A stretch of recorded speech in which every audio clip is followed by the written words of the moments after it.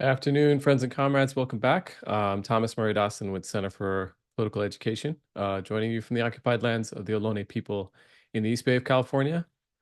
As usual, we encourage all our participants on the call who are located in the Bay Area to pay your Shumi land tax, which you can do by following the link that Annie is going to drop in the chat. The chat is disabled for these calls, except for us to share information with the audience. If you have questions you'd like to get answered during the call, please feel free to use the Q&A function at the bottom of your Zoom screen. Sometimes folks raise their hand, and we also direct you to use the Q&A function. We'll try our best to answer those questions in the time we have together, and sometimes if we don't, we'll try to use our follow-up email to answer some of those provide some of those longer responses. In the same toolbar at the bottom of Zoom, you can find a CC button, which you can use to enable closed captioning.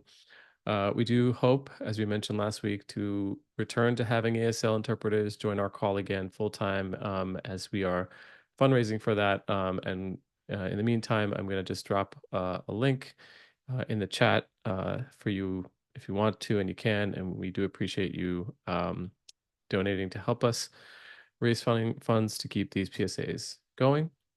And then just thank you in advance for everyone for what you can give and for your support. On behalf of CPE and Bay Resistance, Arab Resource and Organizing Center, and the Anti-Police Terror Project, welcome back to Palestine Solidarity announcements for August 2nd, 2024. If you're new to these PSAs, they're a call and a space for us to provide weekly updates on what's happening in Palestine and the most recent calls to action, and where we can, ways that you can plug into ongoing solidarity work.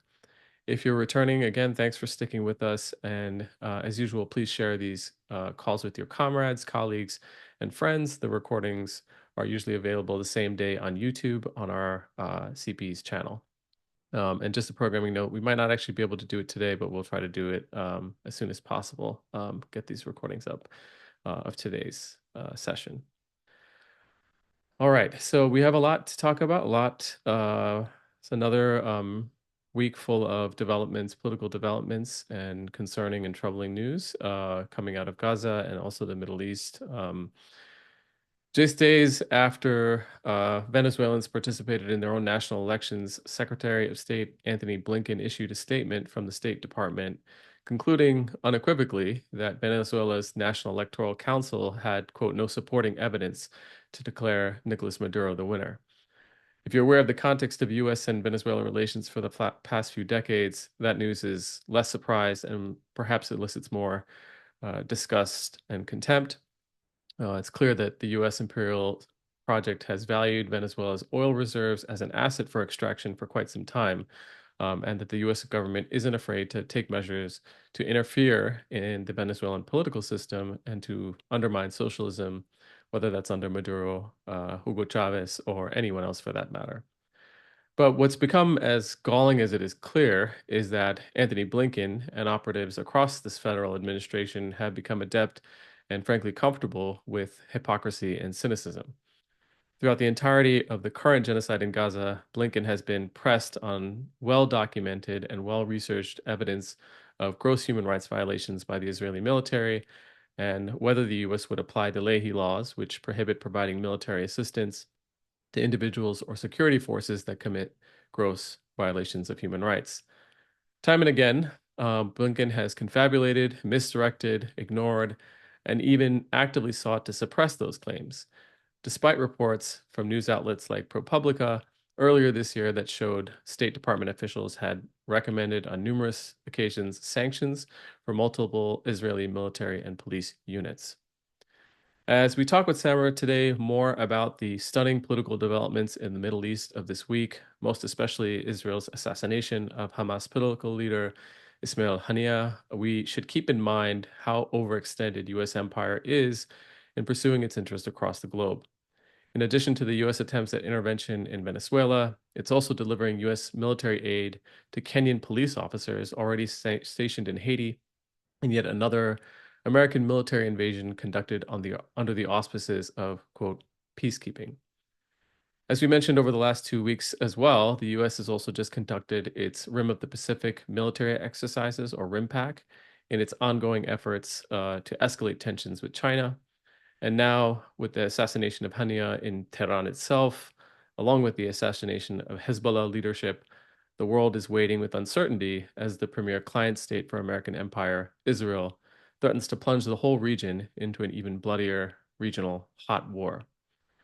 Not to mention that both Israel and the US, as Samra will talk a little bit about, especially with regard to what's happening internally in Israel, that both countries are experiencing incredible political instability in and of themselves, including within our own electoral campaign for this year. So none of this is good for humankind or the planet. I don't have to tell you that. We just experienced the hottest day in recorded history a week ago, and that ought to be one of the top headlines, and unfortunately has gotten lost in the fray of all of the other crises we're dealing with. And none of it has been particularly good for the prospects of peace in Gaza and an end to the genocidal violence against Palestinians.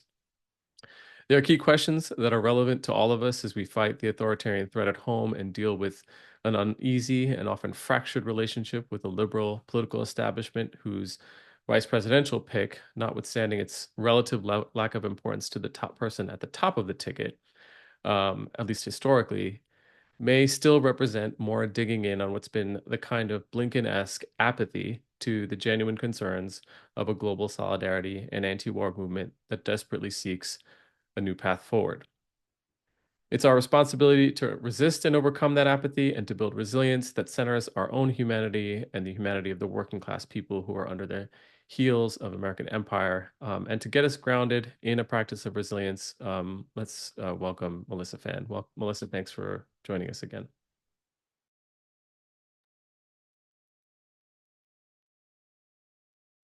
Hi, everyone. Thank you so much for being here today. Let's jump into our resilience practice. Finding yourself in this moment, wherever you are, whatever your body is doing, just beginning to tune in now.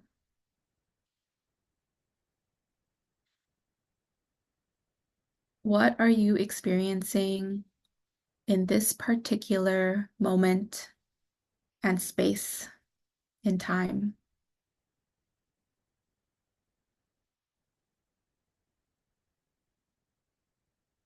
As you're tuning into your experience, begin to notice if you're feeling any sensations.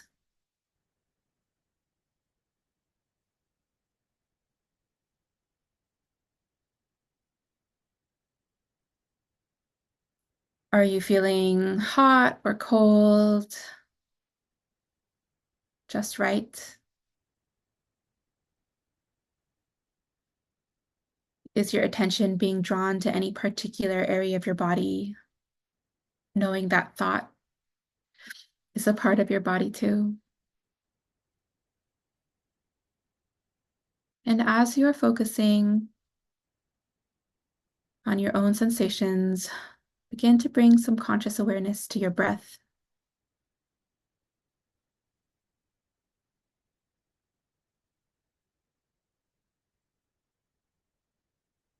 Breathing a little bit deeper down into your diaphragm, all the way through your rib cage.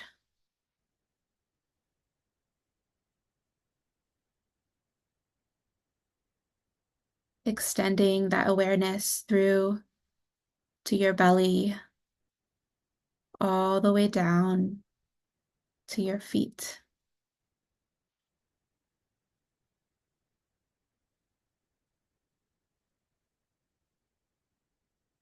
And see if you can really hold in your conscious awareness as you're breathing in and out, that with each breath, you're inhaling oxygen and a number of different gases that are produced by other life here on Earth. Feeling into this interconnection.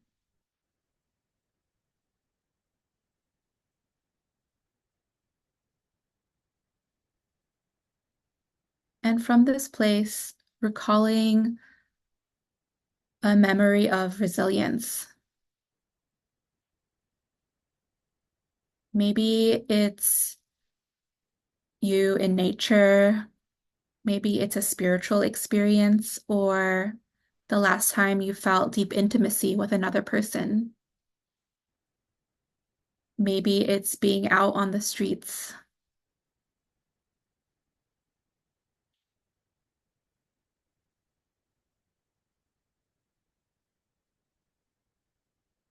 And when you land on a memory, really allowing yourself to begin to recall this in your body. What are the sensations that accompany this memory?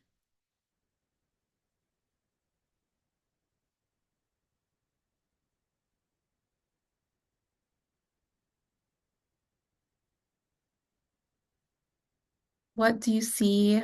What do you hear? And what do you feel in your body?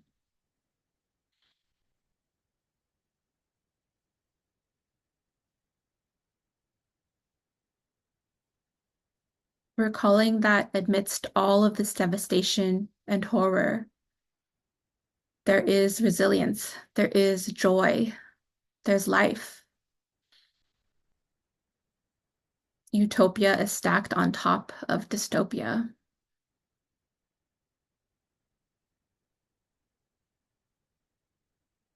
And see if you can just keep this memory of resilience, this feeling of resilience alive, like an ember in your heart today, as you're listening to this call, as you go through your week, as you encounter moments where you need a little extra boost of resilience. Thank you for practicing with me today.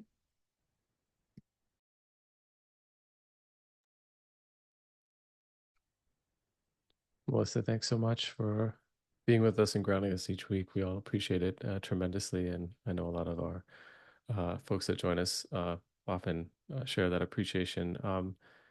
Samra, let's get started. I know you got a lot to cover. I don't want to say I apologize, but I wanted to go on my tirade about Blinken just because of how galling the situation is there. But just I think the last several months of listening to the White House spokespeople about this denialism, and then unfortunately, even if we want to be real about it, and both Kamala Harris and many of her vice presidential nominees or candidates are have all fallen in line with this sort of apathy and avoidance of the key questions here.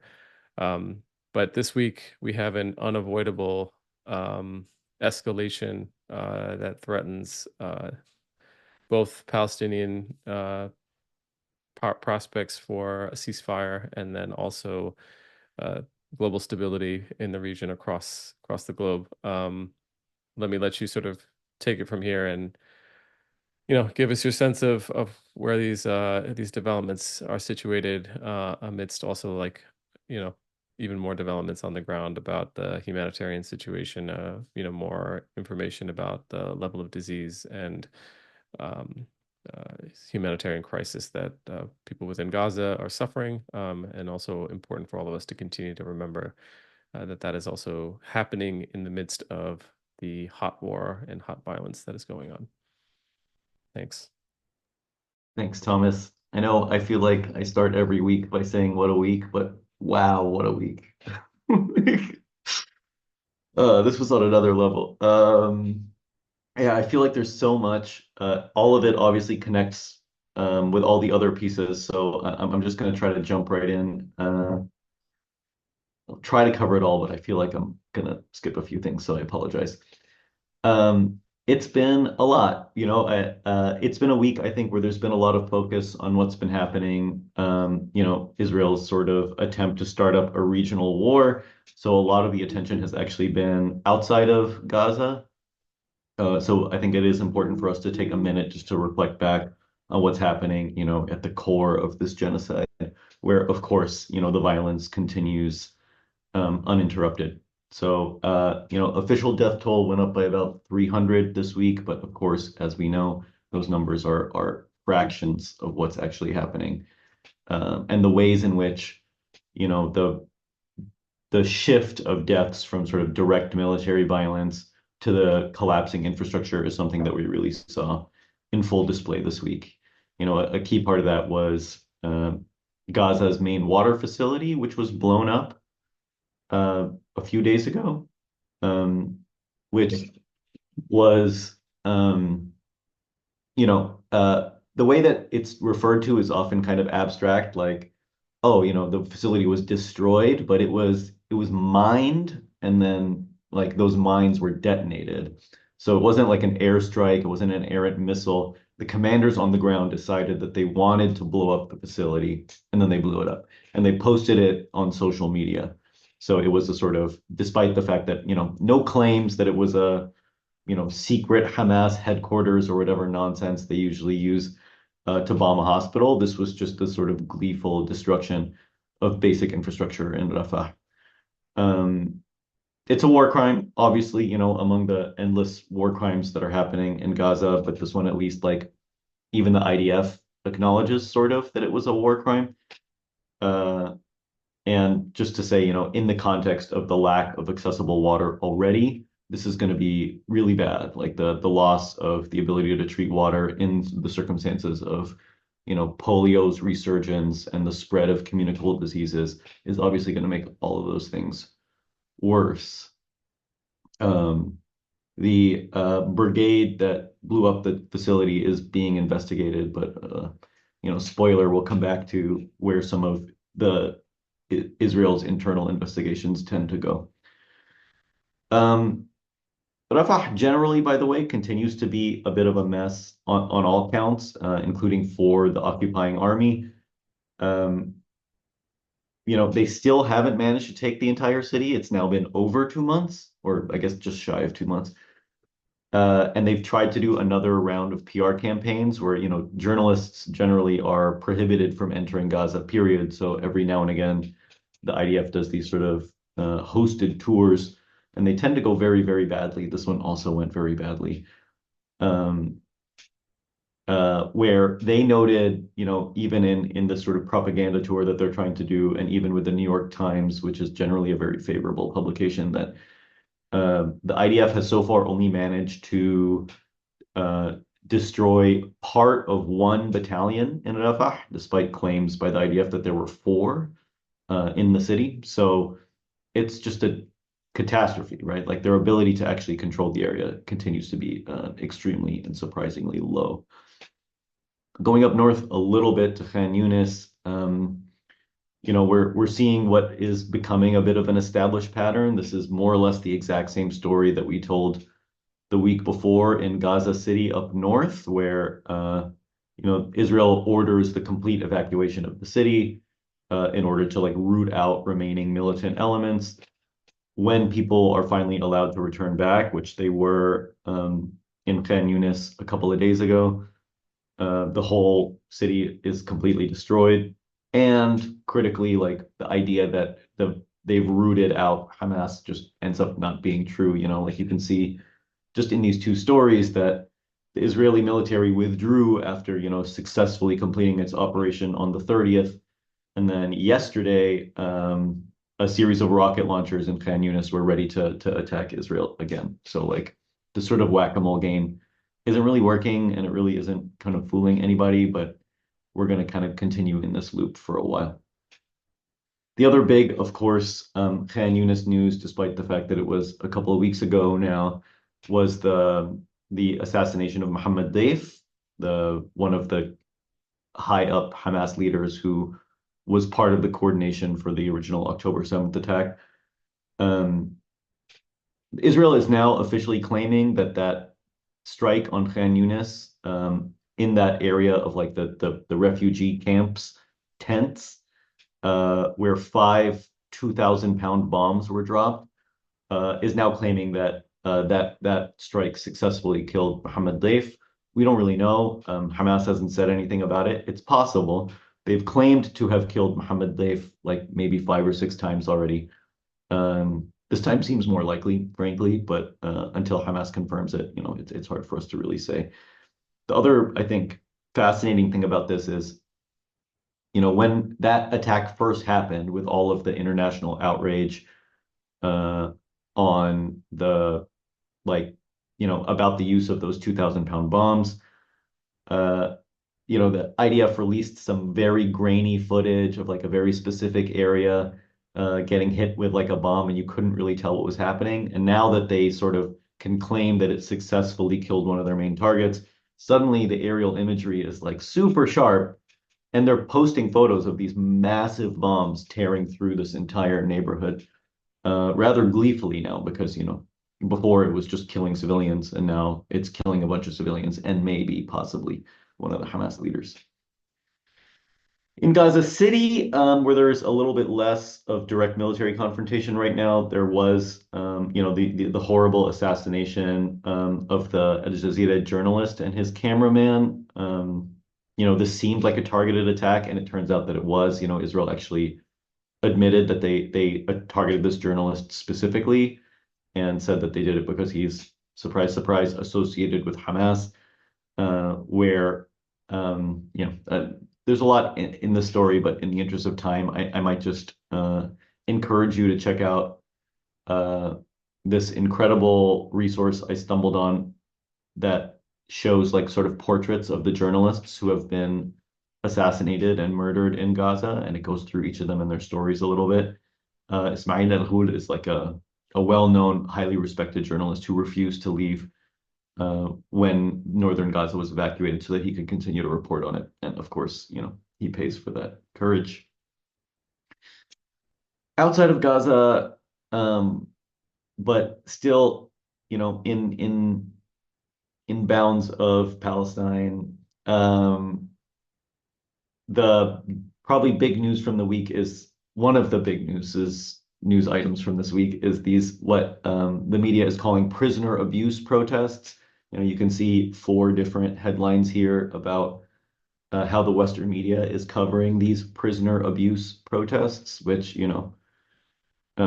Israeli protesters enter army base after soldiers held over Gaza detainee abuse is the most obtuse way possible of describing a incredibly shocking thing that happened this week, which was a series of riots about the right of the Israeli armed forces to rape prisoners.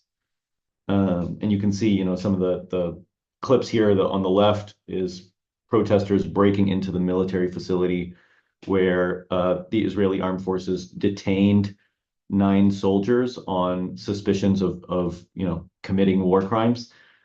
And then on the right, them storming the courthouses too. Folks in Israel were calling it their January 6th moment, where like a series of fascists who are even more fascisty than the regular fascists are basically trying to kind of intimidate the state into dropping those charges.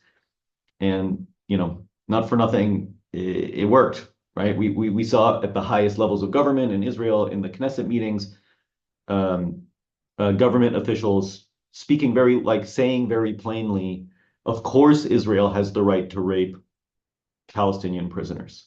And despite the Western media, for reasons we know, not being willing to use that word and preferring to say detainee abuse, like you can see these politicians are very clearly saying rape. Yes, of course we have a right to rape. And, not like to rape prisoners to death, which is a thing that has happened multiple times at this point.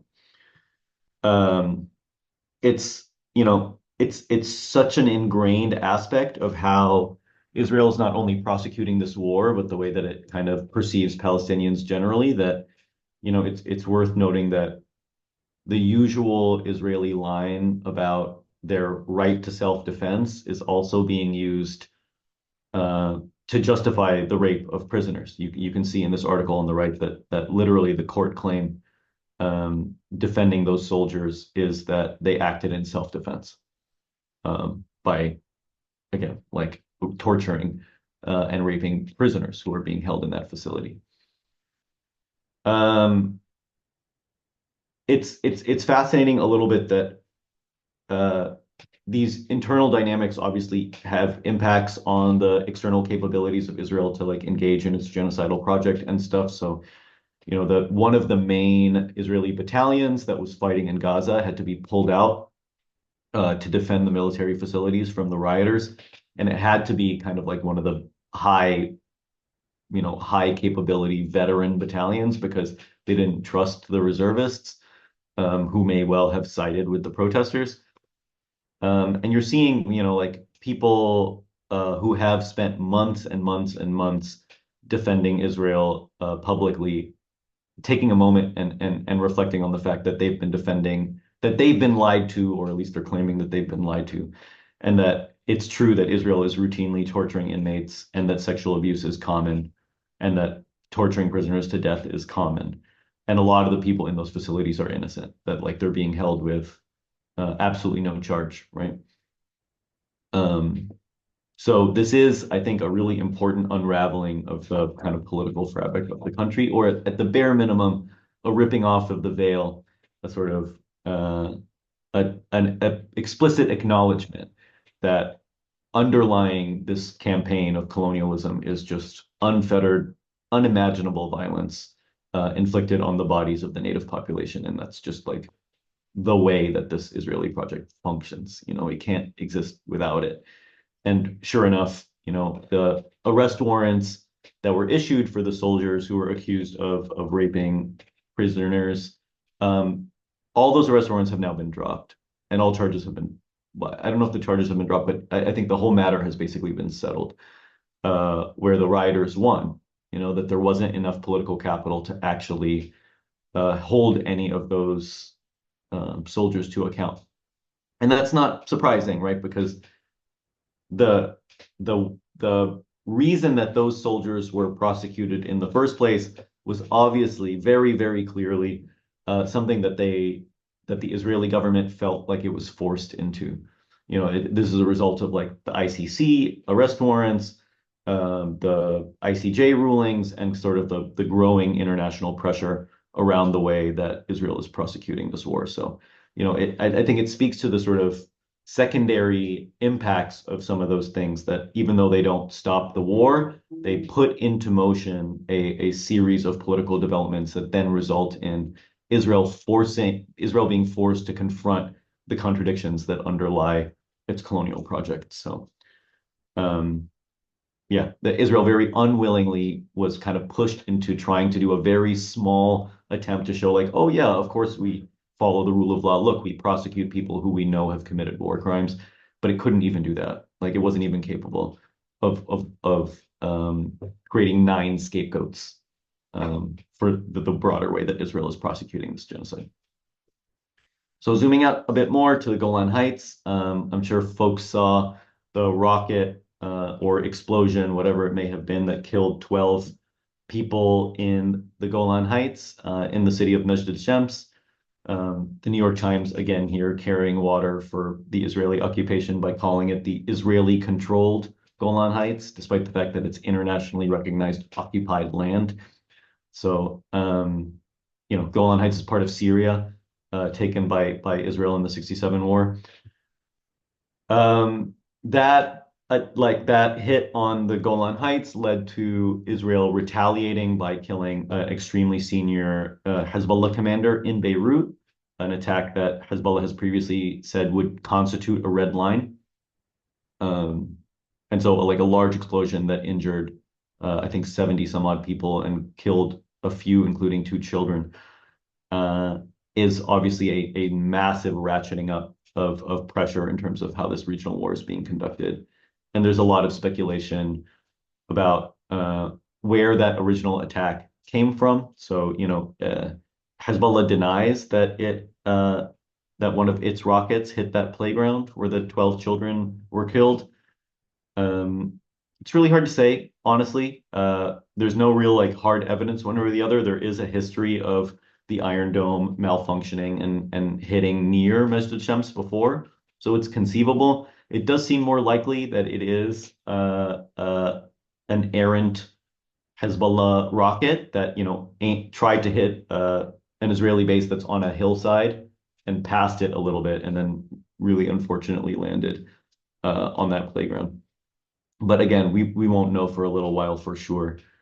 And you know, it's important, I think, in all the talk about what's happening in Najd Shams and the Israeli government avenging them, so to speak, that we actually hear from the victims of the attack and get the perspective of the people who live in that city.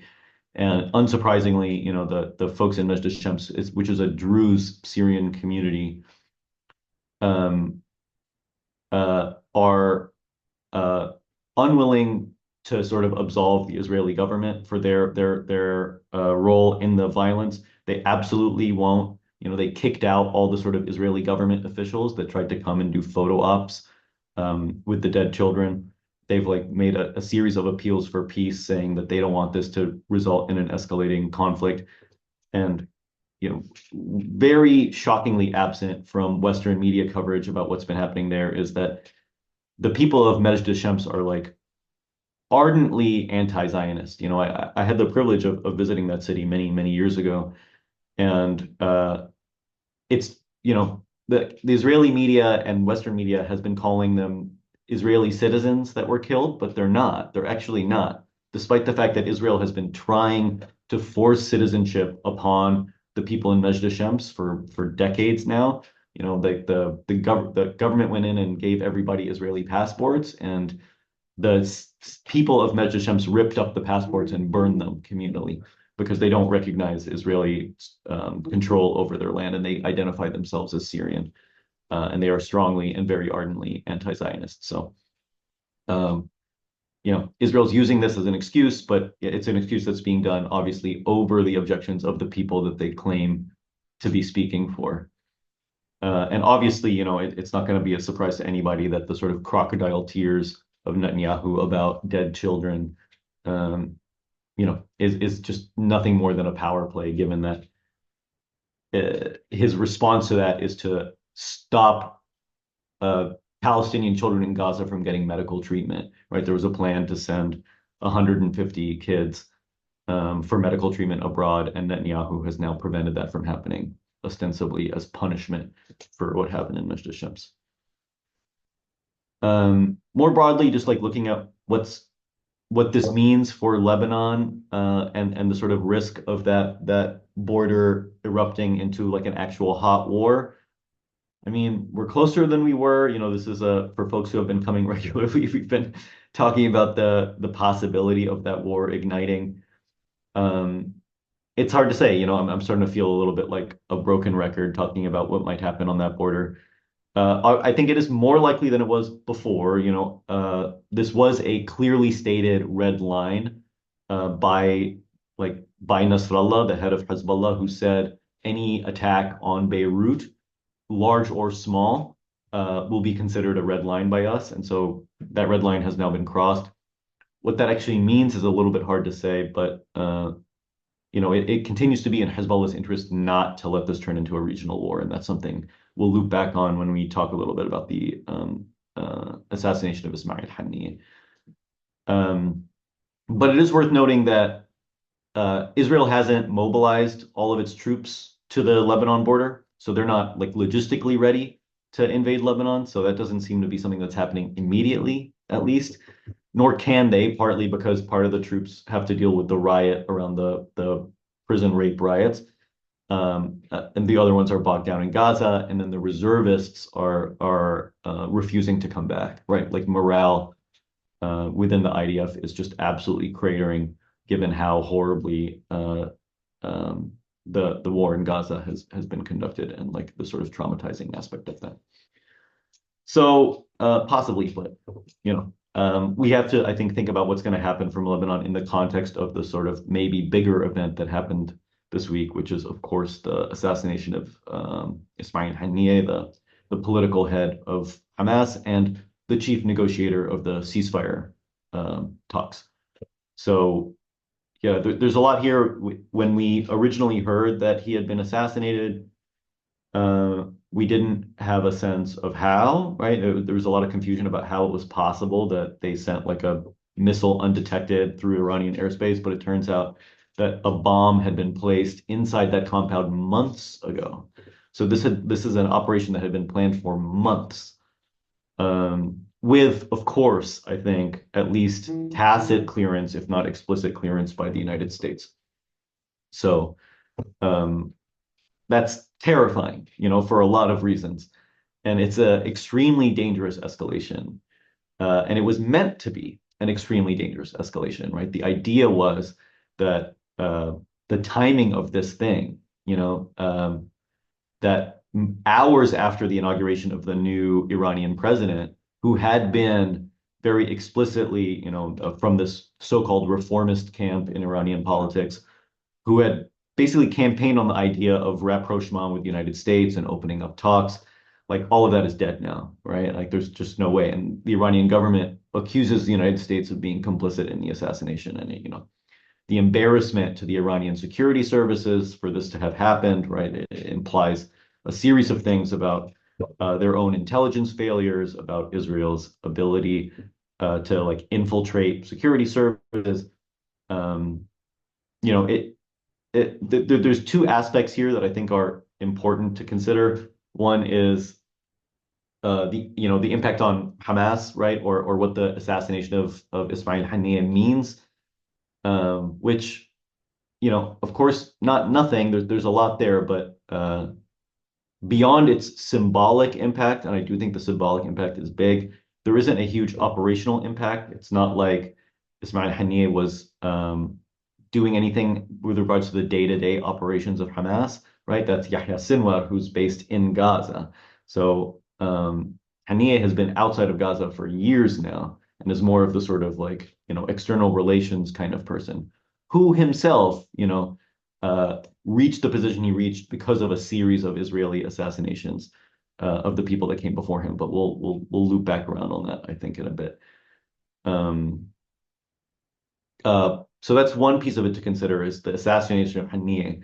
But I actually think the more important piece of this to consider is what it means about Iran, right? But the fact that they did it there was just, to me, a conclusive evidence that Israel is dead set on confronting Iran, right, directly. That there's going to be some sort of, or at least Israel is trying really hard to create the situation where there would be some sort of military engagement there.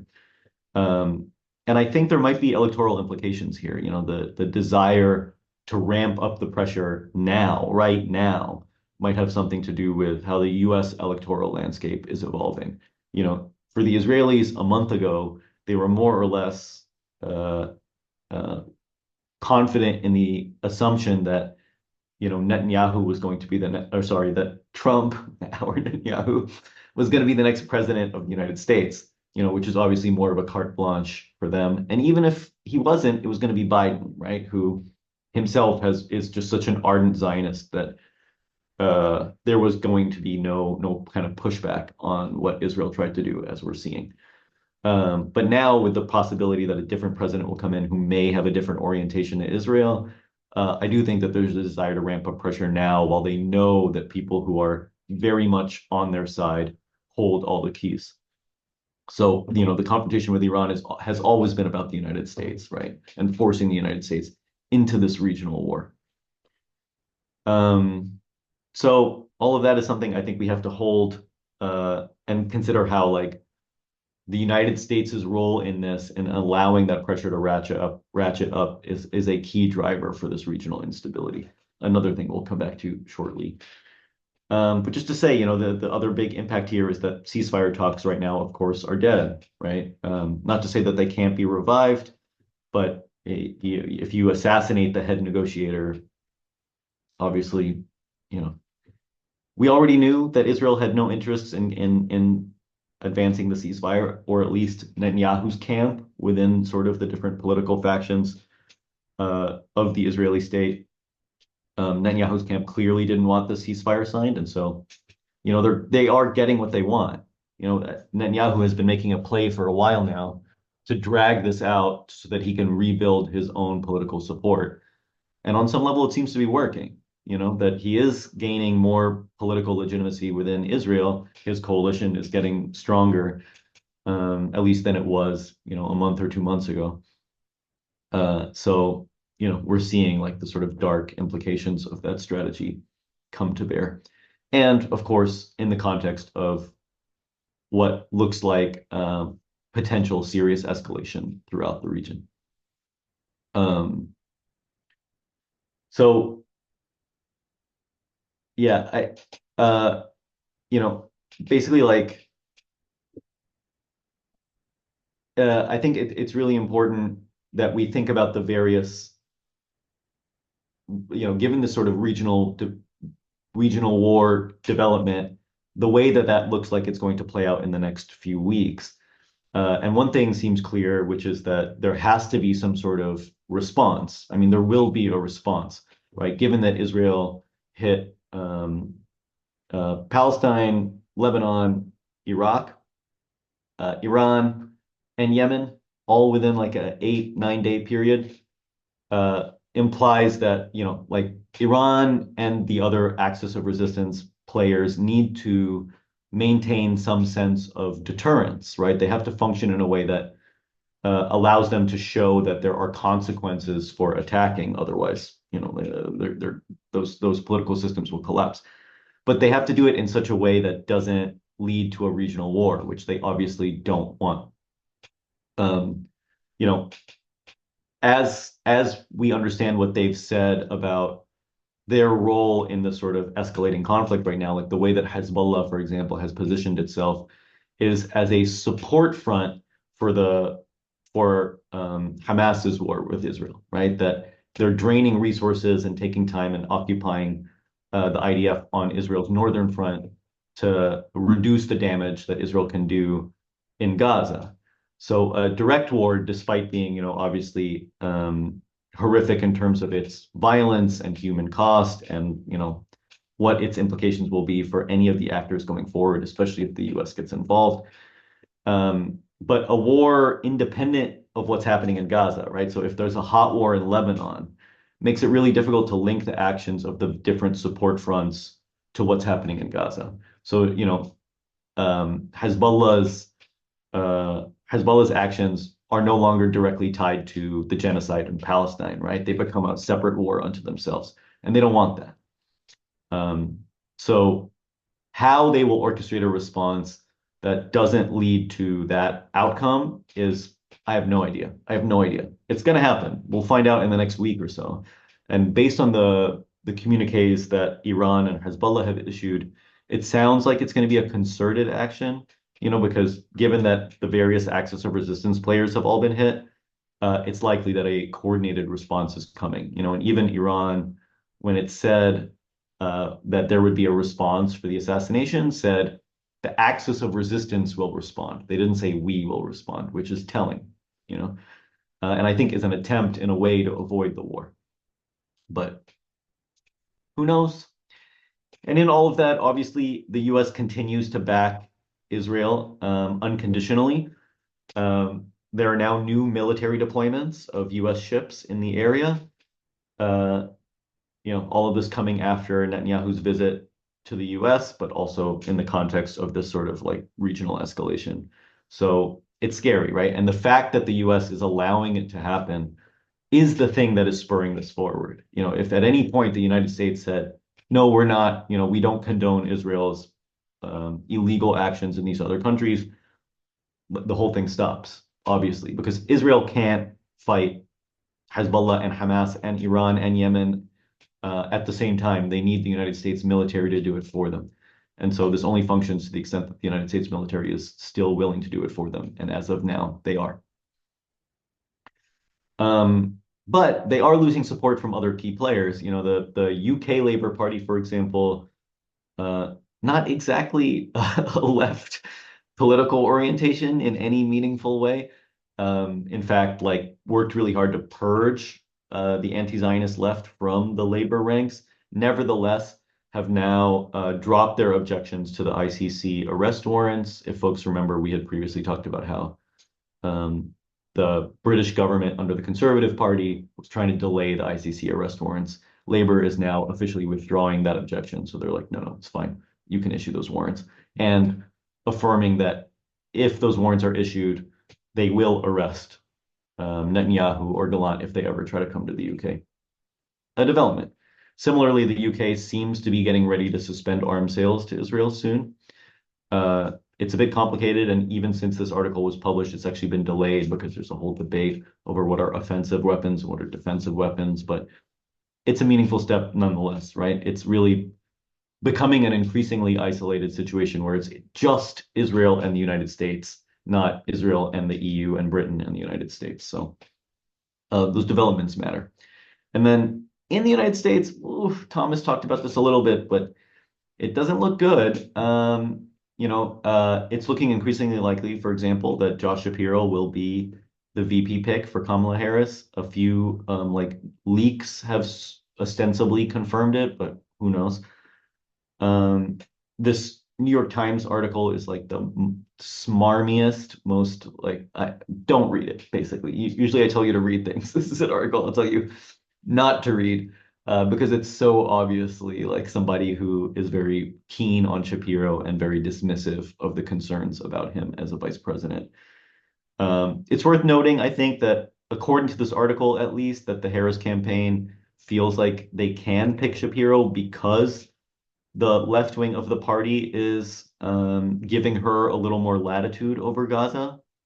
I think that says a lot about the need to keep consistent pressure, not only on Biden, but also on Harris, to say that like they're held accountable to their behavior on these things. Shapiro, who is an ardent Zionist who has criminally prosecuted folks who have been standing up for Palestine in Pennsylvania, would be a really catastrophic pick. But we'll find out on Tuesday.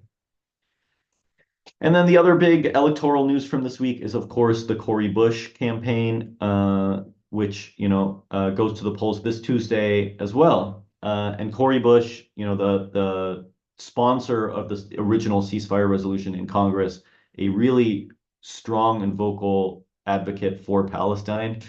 I've heard her speak about Palestine and the ways that the Palestinian struggle was connected to the Ferguson uprising.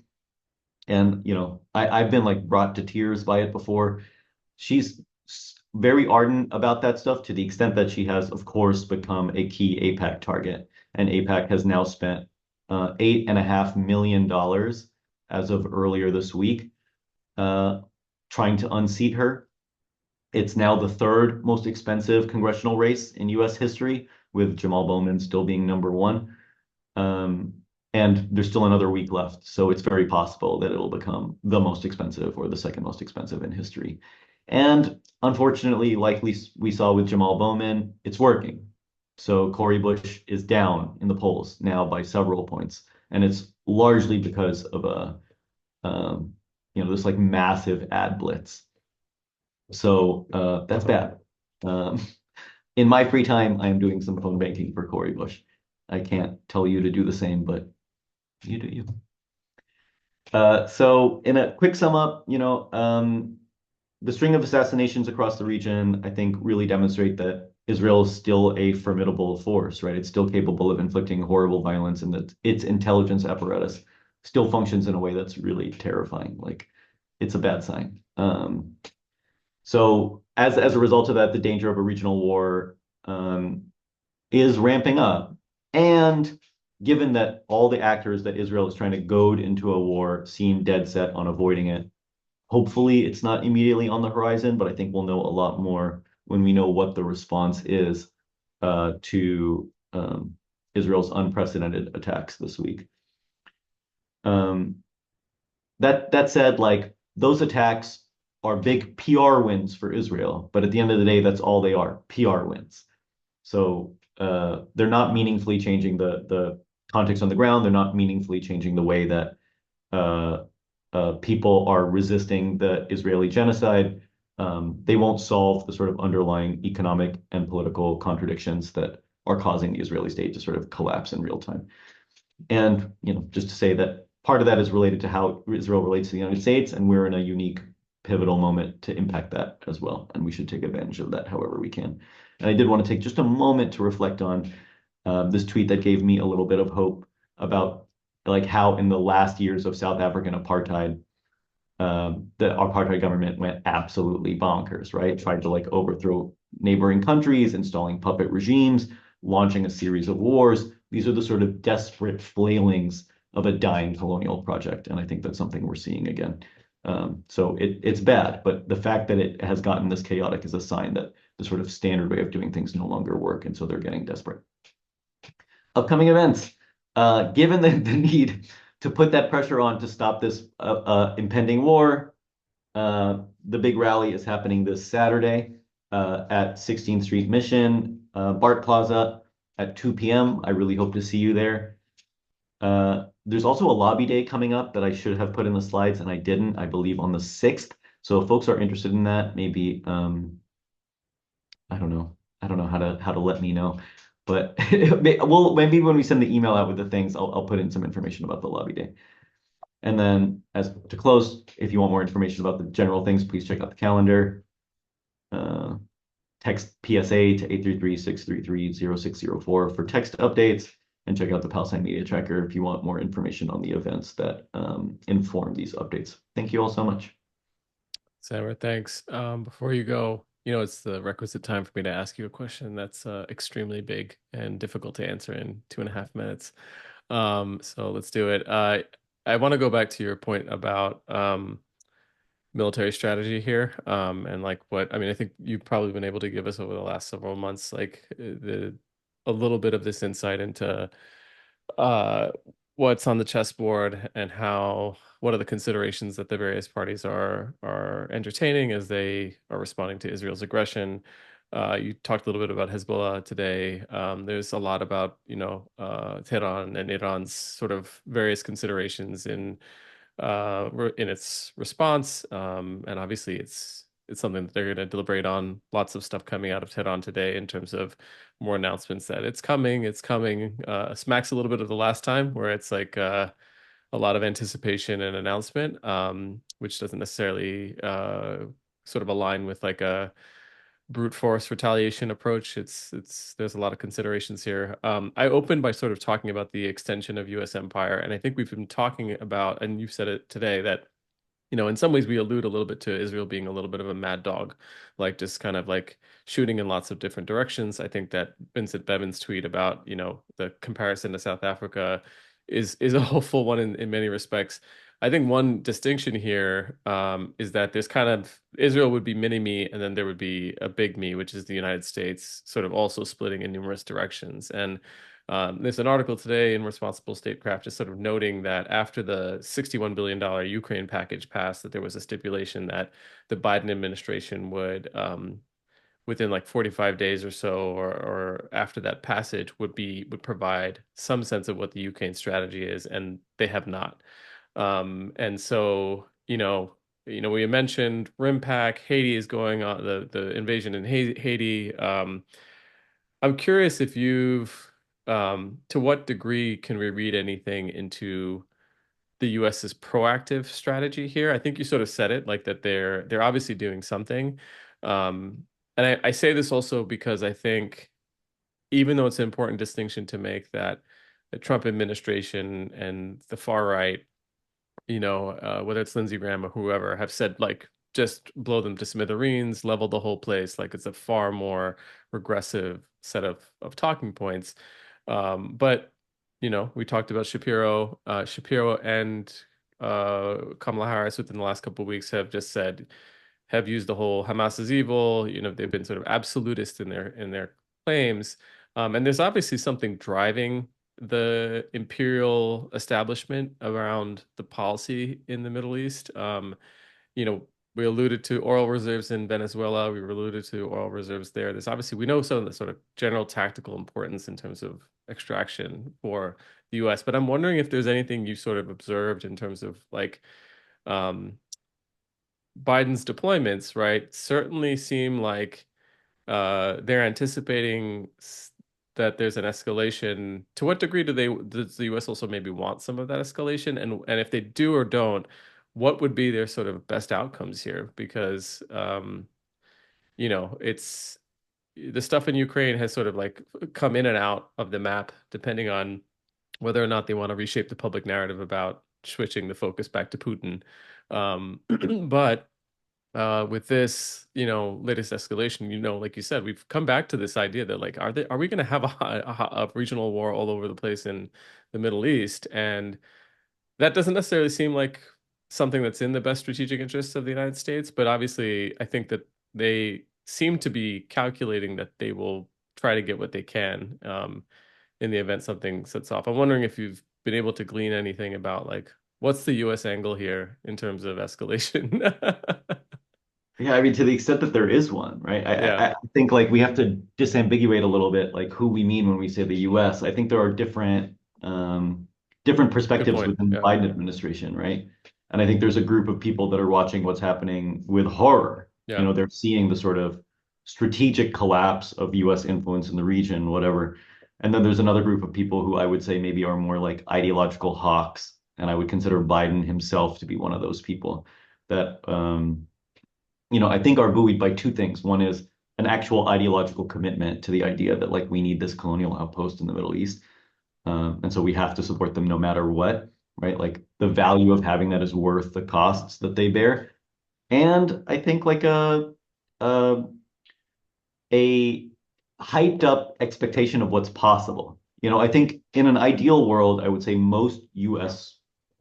like political class, policymaker, whatever folks would love a regional war to the extent that they need a reset. Like they mm, actually do need a reset. It's not dissimilar to the reason that I think Israel wants one, which is you're seeing the development of a political environment that's really like adverse to those actors and their historic domination of the region, right? Like Israel can't act the way that it used to because of Hezbollah on its northern border, right? Can't act the way they used to because of Hamas in Gaza. And that's constraining its ability to be the sort of regional power. So a regional war is an opportunity to reset that. I think the difference in perspective within the administration is whether that's realistic or not, yeah, right? Not like whether it would be good or not. And some people think that it's winnable, right? And I think a more realpolitik, right? Like a more maybe like grounded assessment is that it's either unwinnable, as it was in Iraq and Afghanistan and every other time the United States has tried to do this, or it's winnable but at too great a cost, which I think is a more accurate reading. Um, so I don't know. I mean, like I don't. I think broadly speaking, the administration doesn't want a regional war to happen. I think even Biden doesn't want it to happen, but Israel very, very clearly does, yeah, yeah. right? Like they need it as a way to get out of this quagmire in Gaza while saving face, as an opportunity to reset against its growing political enemies, as an opportunity to reestablish some legitimacy, to bring back the narrative of the country, besieged by enemies. Um, and so, yeah, the game right now is just to make sure that they don't get it. Yeah, And I think and as they get more desperate, it's going to get harder. yeah, and I think you said this sort of at the end, like we're gonna see in the next couple of weeks, but where there's a sequencing of ostensibly historical events, Iran's retaliation, the announcement of this VP pick, which will potentially reshape lots of things over the next couple of weeks, and we might find ourselves in a different set of challenges as this has been over the last few months. Thanks, Samra, for the rundown and for the analysis. We'll see everyone back next week on Friday. Again, for those who can, roll out to the action tomorrow in San Francisco, and we'll share more information on that in our follow-up email. Thanks to everyone, and we will see you next week.